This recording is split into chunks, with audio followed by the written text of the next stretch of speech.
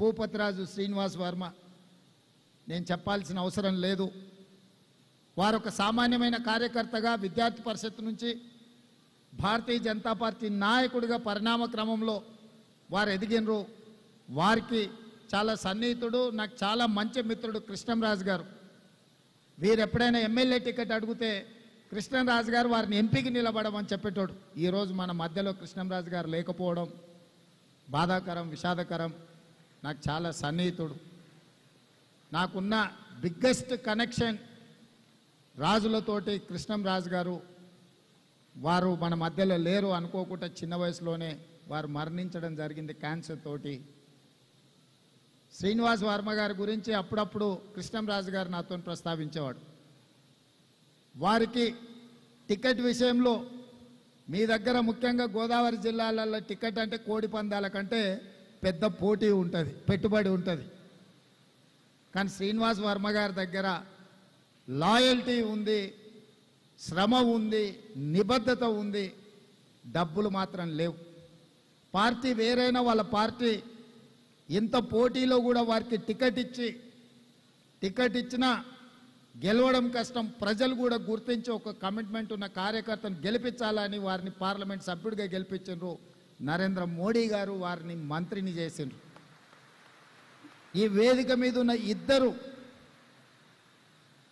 శ్రమకి లాయల్టీకి వాళ్ళ పార్టీలు, వారు ఇంకొక పార్టీ సిద్ధాంతపరంగా వైరుధ్యాలు ఉన్న వాళ్ళ నిబద్ధతలో మాత్రం సారూప్యత ఉంది. వీరు పార్టీకి 50 సంవత్సరాలుగా సేవలు అందించారు.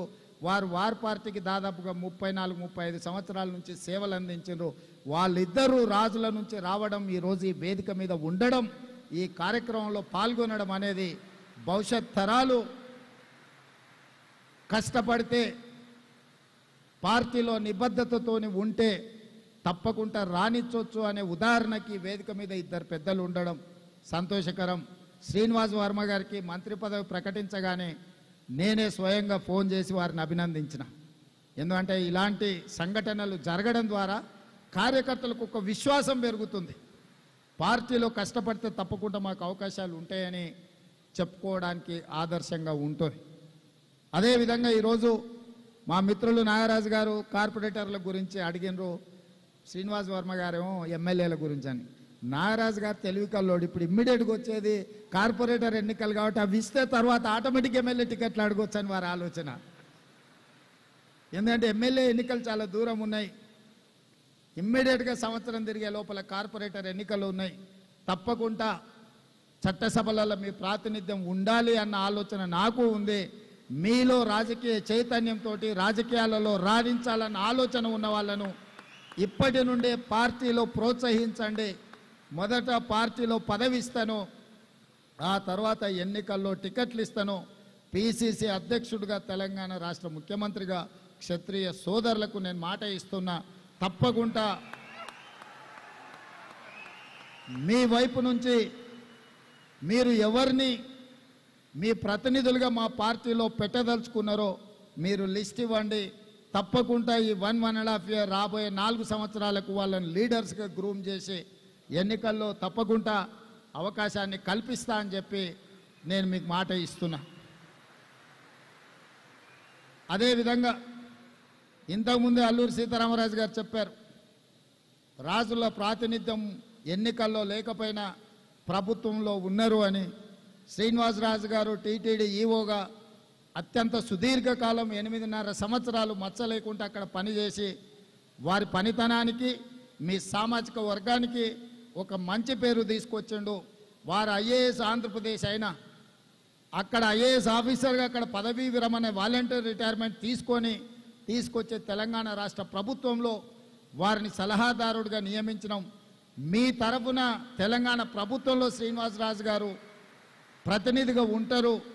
మీకేమైనా అంశాలు ఉంటే నన్ను చేరాలి అని అంటే ప్రభుత్వం తరఫున అధికారిగా సలహాదారుడుగా శ్రీనివాసరాజు గారు ఉంటారు. ప్రజాప్రతినిధిగా మాకు పెద్దగా బోస్రాజు గారు ఉంటారు. బోస్రాజు గారి అబ్బాయి రవిరాజ్ తెలిసి ఉండొచ్చు. ఒకవేళ వారు మంత్రిగా అక్కడ బిజీగా ఉన్న రవి ఉంటాడు. రవి నాకు మంచి మిత్రుడు. వారి ద్వారా అయినా నా దగ్గరికి చేరవచ్చు. అదేవిధంగా ఈరోజు యంగ్ ఇండియా స్కిల్ యూనివర్సిటీ ఒక నూతన విధానాన్ని ఈరోజు తెలంగాణ రాష్ట్ర ప్రభుత్వం ప్రవేశపెట్టింది. మధ్యకాలంలో ప్రపంచంలో తిరిగిన ప్రతి దేశంలో కూడా యంగ్ ఇండియా స్కిల్ యూనివర్సిటీని మేము చెప్పడం జరిగింది. లక్షలాది మంది తెలంగాణ నిరుద్యోగ యువకులకు నైపుణ్యాన్ని నేర్పించి ఉద్యోగ ఉపాధి అవకాశాలు కల్పించాలన్న ఆలోచనతోని యంగ్ ఇండియా స్కిల్ యూనివర్సిటీని తెలంగాణ రాష్ట్ర ప్రభుత్వం ప్రారంభించింది.